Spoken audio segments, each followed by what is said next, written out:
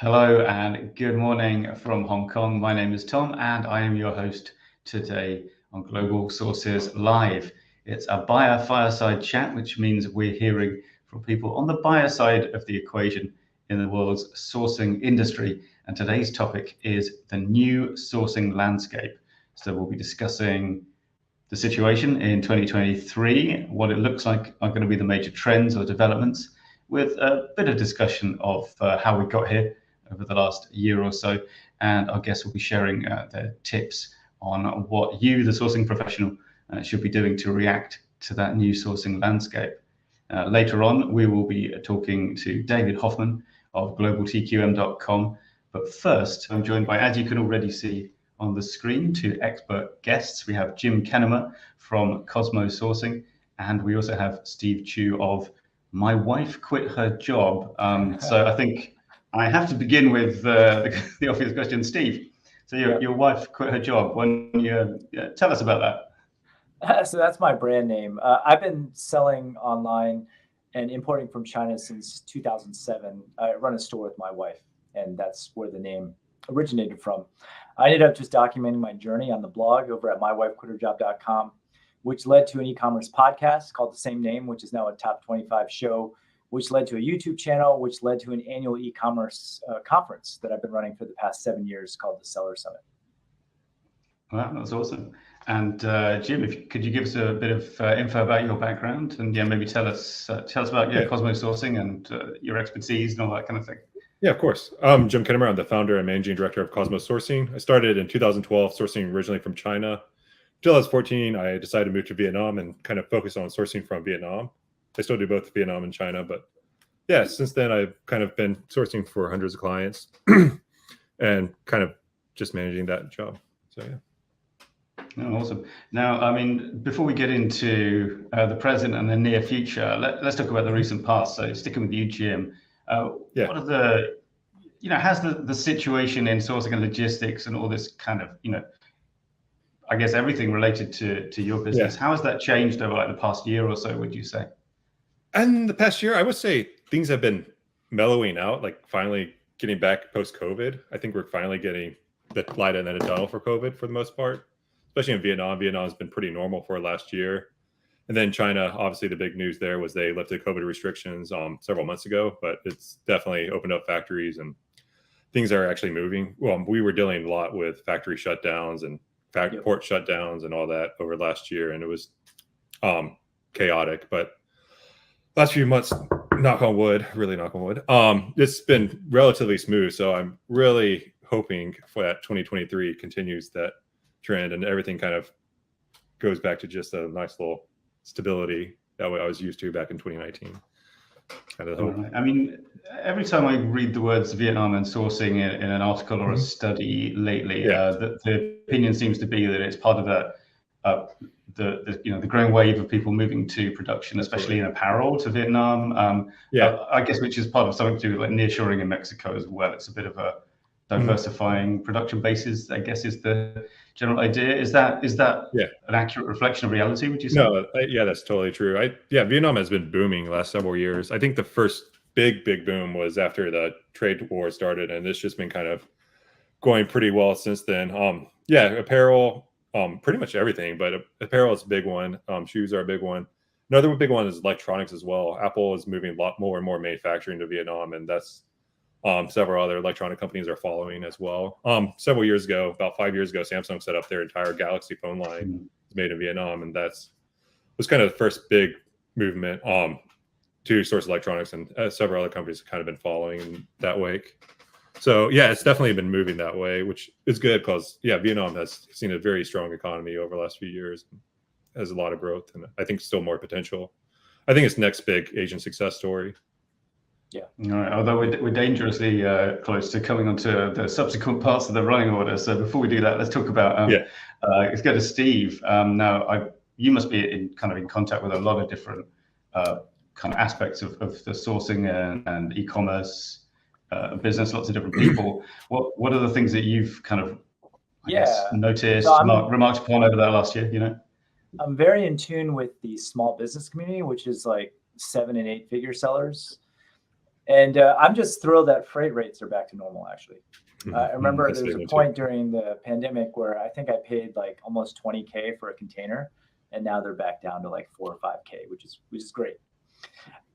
One thing that I've noticed, and I used to go to China every other year, but obviously I haven't been back since, I want to say 2018, and things have changed dramatically. I think because of the shutdowns that were going on in the factories. Like I got on a Zoom call with a factory and I was just shocked. They were showing me all this new technology and automation, and I think it's because people weren't going into work for a while, so they just boosted up their tech and their automation to account for the lack of workers. So now I feel like factories, at least in China, are less dependent on labor than they ever have been, and more on machinery. And it's reflected in the prices too.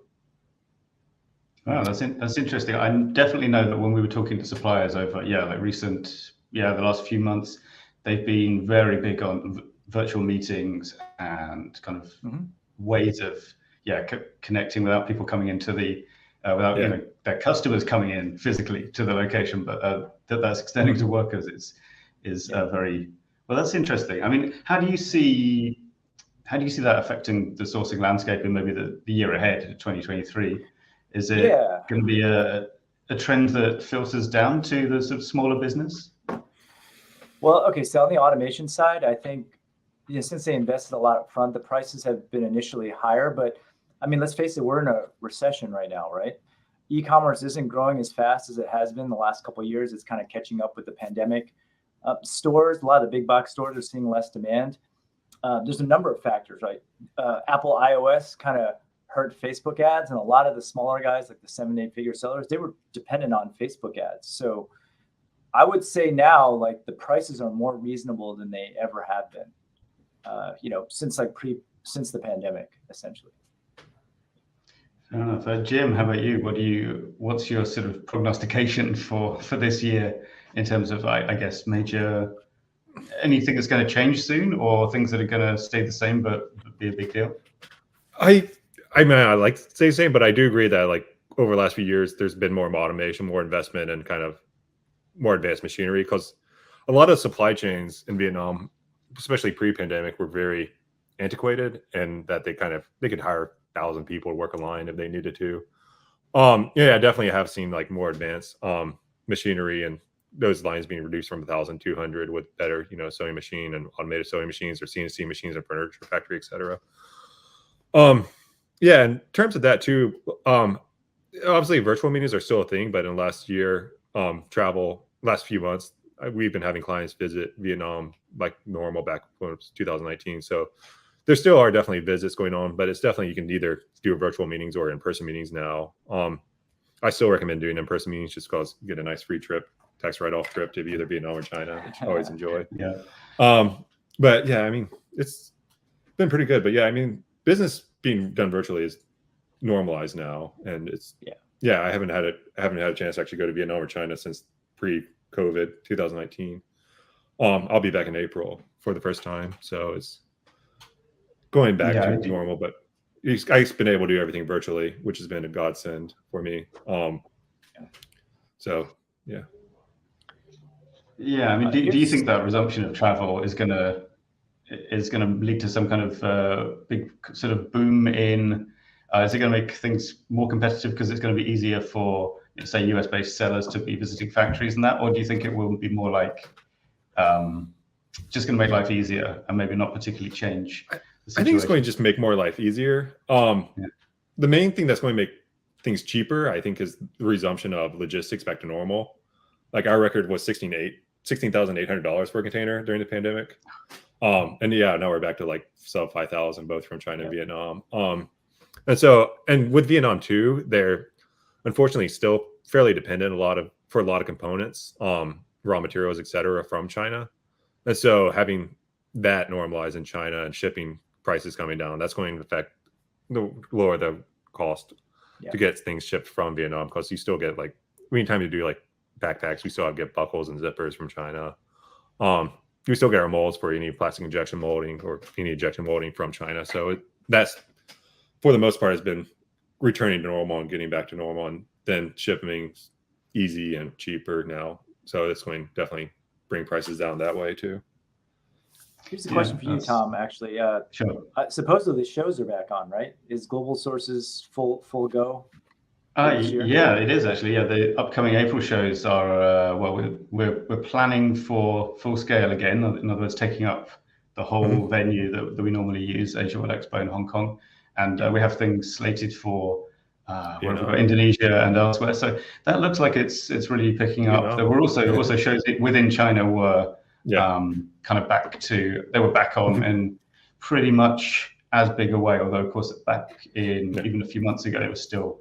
Sometimes travel was a little touch and go within China. But I think that's and everyone's very keen to get back, even when we were running smaller scale shows due to like people suppliers having difficulty traveling to exhibit even at the show. Everyone who was there was very keen to kind of get back to the old ways and kind of meeting people in person. I mean, has that impacted your, maybe your business, but also, your viewers and listeners' business in a big way, Steve?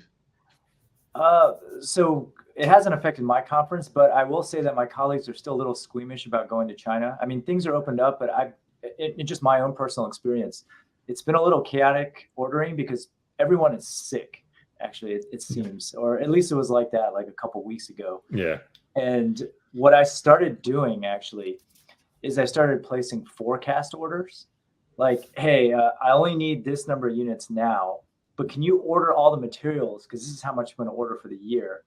This way, like all the materials are there, and then I can get things faster once things start operating. Because it was really chaotic, hit or miss. For a while, there was locking down, and then they just released that, I'd say relatively recently, but then everyone got sick. And so, yeah, I'm still a little squeamish about traveling there, actually. I'm just curious, since you guys are in the heart. Yeah, I understand.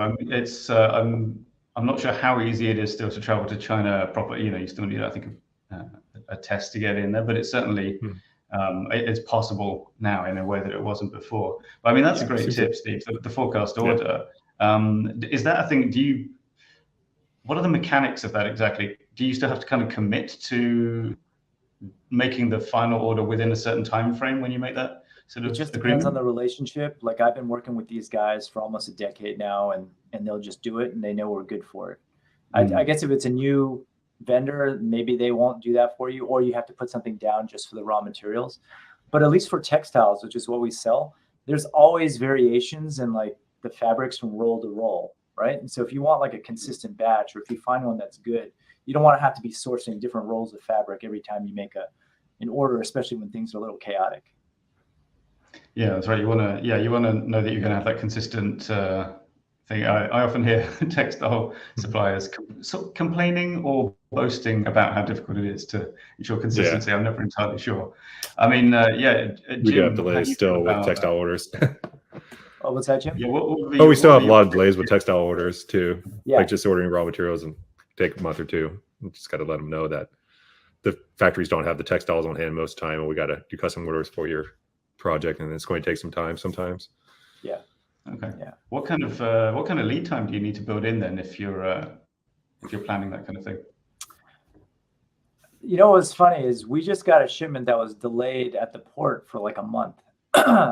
I didn't think that ports were delayed anymore, but maybe that was just an anomaly. I don't know. Maybe Jim, you could comment on that. But we're looking at maybe 2 to 3 months lead time for stuff just to get it into the actual warehouse. Yeah, it's pretty comparable for us. Yeah, we typically say 1 to 3 months just for production, another 4 to 6 weeks for shipping. Yeah, is what we typically estimate. And a lot of times for first-time orders, it's going to take another month or two before that just to get the raw materials ordered and shipped to the factory before they can start production. So there is some delays there as well. Yeah, but usually second order, the factory already has the raw materials, connections with it, or leftover materials. So those tend to go faster, but the first-time orders can take a little bit longer. Yeah, sure. I mean, yeah, that makes sense.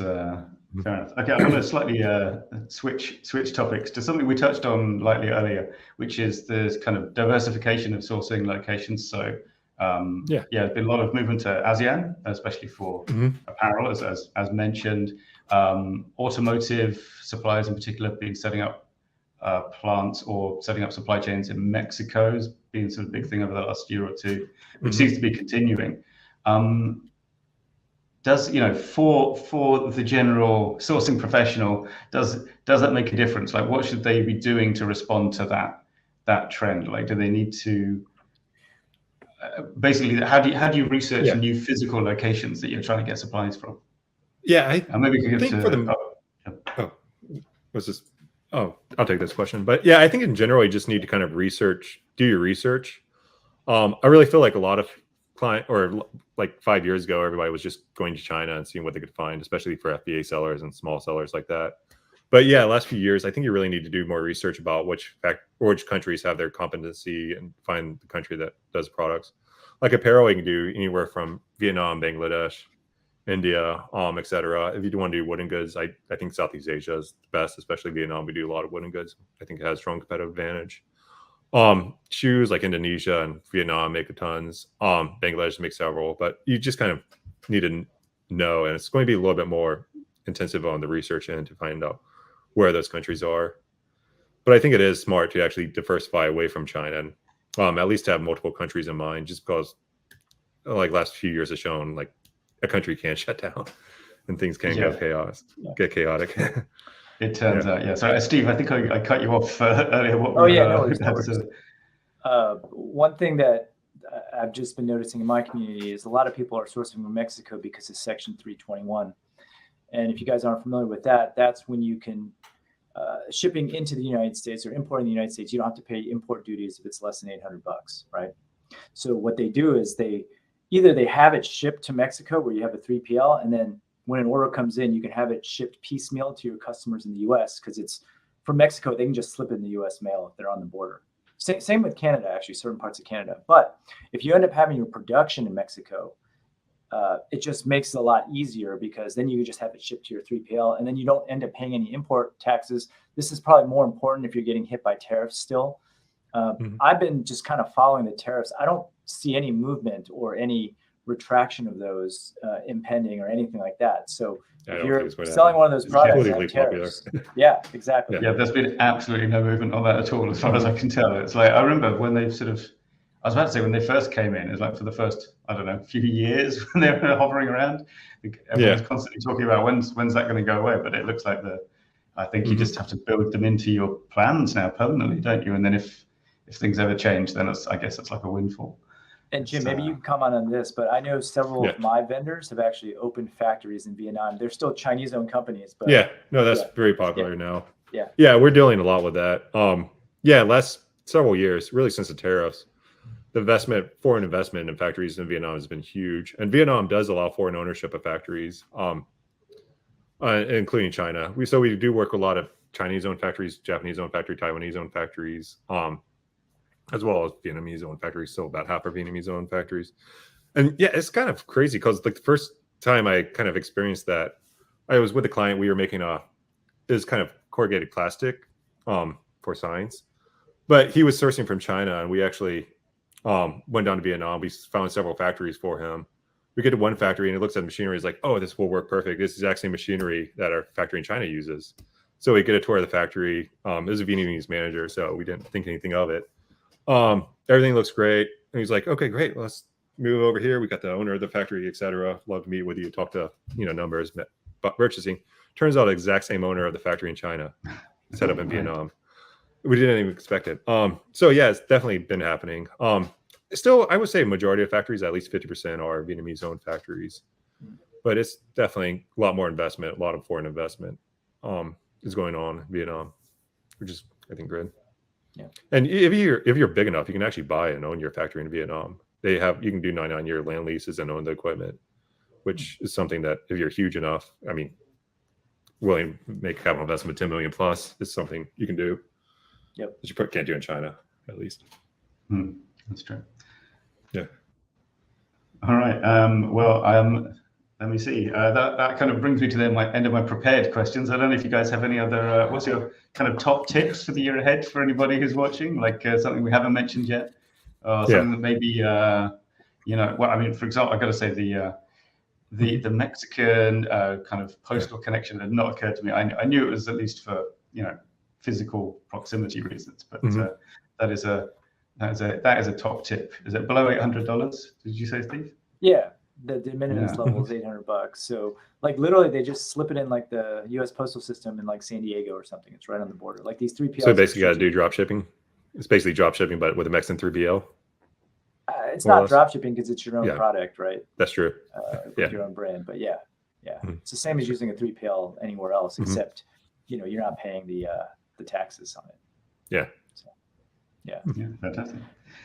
All right, well then I'll wrap it up for now. Then thank you both, guys. So so Jim, if somebody wants to get in touch with you and consult with you about sourcing in China, Vietnam, or I guess anywhere, how do they do that? How do they get in touch with you? Yeah, you can contact me at jim@cosmosourcing.com or visit my website, cosmosourcing.com, and fill out a form to contact me. But yeah, you can get my direct email at jim@cosmosourcing.com. All right, fantastic. And Steve, I presume there are many channels to absorb your content. Do you want to tell us about that? Yeah, I mean, the easiest way is just to email me at steve@mywifequitterjob.com. And if you guys ever want a small, intimate event where you want to learn about e-commerce in addition to sourcing, I run an event called sellersummit.com. The next one's in May. All right, fantastic. Well, thank you both very much for your time. It's been a pleasure to chat to you. It was a pleasure. Okay, so our thanks to Jim and Steve for that. And now we're joined by another expert guest, David Hoffman from GlobalTQM.com. Let's see if we can get David up on the screen. There he is. Hi. Hello, David. Good morning. Hi. I'm not sure. Is it the morning where you are? Tom, it's late mid-afternoon for me. It's about 2:30 p.m. here. Oh, no, not too uncivilized an hour then. But thank you for joining us anyway. So, you're welcome. First off, why don't you tell our viewers a bit about yourself and your company? Like, what is GlobalTQM.com, and what does it do, or what happens there? Sure, Tom. So, just a bit of background. I was living in Hong Kong and China for the last 19 years. I recently left and relocated to Australia. Our offices are in Shenzhen. What we do is we help people source and develop products. So the whole idea is, a lot of people can't have their own team on the ground in China, or don't have that experience and expertise in dealing with Chinese manufacturers, or they struggle with technical issues, quality issues, compliance issues, or just communications. So we basically give people a team on the ground and help them handle a lot of the legwork for them on the ground. I think one of our core differences to buying agents or things like that is that we help the people find the manufacturers and build their own direct relationship with the manufacturers, which is really something we believe strongly in. All right, awesome. And so someone can kind of come to you and say, I want to get hold of this kind of product or have this kind of thing made, and you're able to take it from something as basic as that and kind of fill in the gaps for them? 100%. Some people have got a general idea. Some people want to enter a new industry and say, I need manufacturers in the space, but we need to do all the homework and groundwork to see if it's feasible. Others know exactly the product idea they have in mind, and they want to find a Chinese manufacturer, and they really want to just shortcut that whole learning curve, and if somebody trusted on the ground that can help them with that.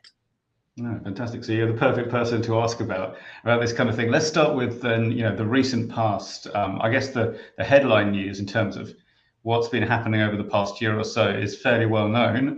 But Yes. What are some of maybe the sourcing and production related events that you've seen unfolding in China and connected places that maybe Yes. people don't know about already? Well, it's really interesting. I get asked this a lot, and I think what we're finding, throughout COVID, it became increasingly difficult to get supply out of China. Not just China, to be fair, to many places it became harder to get supply out of, and production lead times just became a lot longer. As shipping costs, freight costs, all just went exponentially high. If you could even get space and availability, without being able to travel to trade shows, it had its share of problems. I guess it just made people have to learn to work online and build much better relationships with suppliers. You have to start relying and depending on them, which is sometimes quite a scary challenge for people. Yeah. But yeah. All right. And how do you see the sourcing landscape shaping up for this year ahead? I guess the year of the rabbit we just entered. Like, what are some of the maybe the continuing trends or any kind of things that are going to change quite soon that you think are important to know about or important to react to? Well, I think probably one of the biggest things right now is obviously with China and opening up and people being able to travel. I think that there's going to be this huge influx already. We're feeling with people coming to China, wanting to see their manufacturers face to face. Trade shows, which is a huge, I'm a big supporter of trade shows, and I think people being able to finally come to trade shows and do that face to face business, I think that's going to be a game changer. I think what I think is a misnomer is a lot of people ask me, oh, should I be sourcing products outside of China now and moving to other countries like Vietnam, India? And the short answer is I think it depends a lot on the size of the company. There's a lot of small sellers on Amazon or small e-commerce stores that don't really have the volume or the scale to go diversify their whole supply chain. So I think there's still a huge reliance on China. I think that's really a bit of a misnomer. I think some of the big manufacturers of the world, the Apples, the Samsungs, yes, they spread out their supply chain risk. But I think people kind of get confused about at what level you want to go about those things. Yeah, that's right. If you can just go and buy a factory in in Vietnam or something, that you're sort of operating in playing a different game, I suppose, to the smaller buyers. Yeah, that's for sure. And so, of course, just to magically. Yeah, sorry, go ahead. No, I was. It seems ironic that in some ways the big changes, especially for China for this coming year, are that things are getting back to like they used to be in the old days. With ships leaving harbors and being able to travel to inspect factories or go to trade shows and so on. But sorry, please go on. Yeah. No, what I was going to say is it's even just one thing's moving the factory. The other thing is it's just that expertise of the local people that work in the factories and the training. That takes years. And I actually think there's a lot more opportunity now in China because, COVID with for the better or for worse, I think a lot of, the poor manufacturers struggled, have closed down. I think the guys who have survived are probably in a really much better, stronger situation now to actually service customers. Everyone's had to innovate and learn. Sure thing. Yeah. I mean, based on that, though, we've got this, reopening of Chinese manufacturing becoming more available. These presumably leaner, meaner operations that have survived through these, last 3 years, I suppose. What should you be doing if you're a buyer to respond to that? Like right now, what should you be doing right now, or I guess what should you be planning to do in the coming months to take advantage of that as things develop? Yeah, it's a good question. So I think a few things. I think number one, you should hop on a plane and go visit your suppliers and just really solidify that relationship. Be hands-on with them to see where new opportunities are. I think that's a real lost opportunity, and I think that'll serve well. I also think that through this, people have learned what it's like to cope with business when you can't get supply and you've got delayed shipments. So I think take this opportunity now to learn from that and be super proactive. Order in advance, make sure you got enough inventory. Don't wait till the last minute. And just be really super proactive. Some people say we're heading into a recession. But I still think, if you've got inventory to sell, you'll sell it. If you don't have inventory, you'll never do any revenue.